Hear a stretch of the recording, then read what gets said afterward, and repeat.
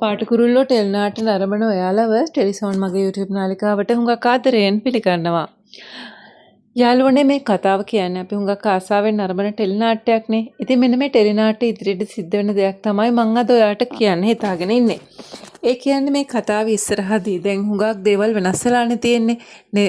නිම්නාවි Kevin මේ දෙන දුරස් වෙලා. ඒ වගේම තමයි දැන් මේ වෙද්දි ඔෆිස් එකේ ප්‍රශ්නය එන්නම වැඩි වෙන්න පටන් අරගෙන. ඒ කියන්නේ දැන් පොලිසියට ගියාට පස්සේ මේ ඔෆිස් එකේ මැනේජර් ගැන විස්තර ටික ලැබුණාම ඊට පස්සේ සිද්ධ වෙන්නේ ඔහු උසාවිය අරන් යන එකනේ. ඉතින් ඔන්න ඔතනින් තමයි උසාවියේ කටයුතු පටන් ගන්න යන්නේ. ඒ කියන්නේ ඊට පස්සේ කෙවින්ගේ අනතුරු සිද්ධ වුණු ආකාරය, ඒ වගේම ඔෆිස් එකේ සල්ලි විනාශ වුණු ආකාරය, ඒ කියන්නේ සල්ලි හොරකම් කරපු ආකාරය, මෙන්න මේ හුඟක් දේවල් ගැන හොයන්න පටන් ගන්නවා. ඒ කියන්නේ මේ කතාව ඉදිරියේදී අපිට උසාවි දර්ශන කීපයක් නරඹන්න පුළුවන් වෙනවා.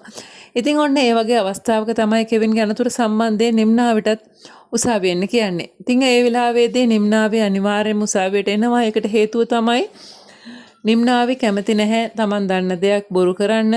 ඒක නිසා තමයි නිම්නාවි උසාවියට ඇවිල්ලා මේ දේවල් කියන්නේ. ඉතින් එතෙන්දිත් නිම්නාවි හා කෙවින් මුණ ගැහෙනවා. ඒ වගේම තමයි මුණ ගැහිලා වුන් මොන වගේ දෙයක් කතා කරාවිද. ඇත්තටම නිම්නාවි මේ වෙද්දී ඉන්නේ කෙවින් එක හුඟක් තරහෙන් වුණාට කාලයක් ගත වෙද්දී නිම්නාවිගේ හිතේ තියෙන තරහ ටිකෙන් ටික අඩු වෙලා යනවා.